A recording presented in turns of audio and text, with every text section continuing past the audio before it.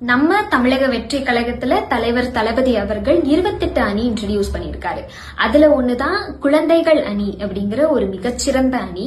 குழந்தைகளுக்கெல்லாம் என்னங்க பிரச்சனை இருக்க போகுது அப்படின்னு நம்ம நினைச்சிட்டு இருப்போம். ஆனா ஒவ்வொரு குழந்தைக்குள்ளேயும் ஒவ்வொரு பிரச்சனை இருக்கு அப்படிங்கறதுதான் உண்மை.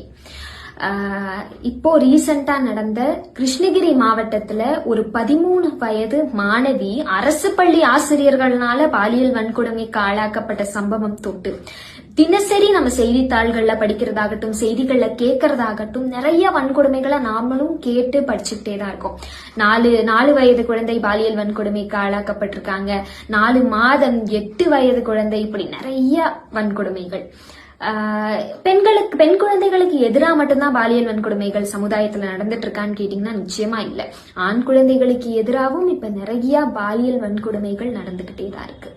இப்படி குழந்தைகளுக்கு எதிராக இந்த சொசைட்டில நடக்கிற வன்கொடுமைகளுக்கு எதிராக குரல் கொடுக்கிற அணிதான் நம்ம தமிழக வெற்றி கழகத்தோட குழந்தைகள் அணி.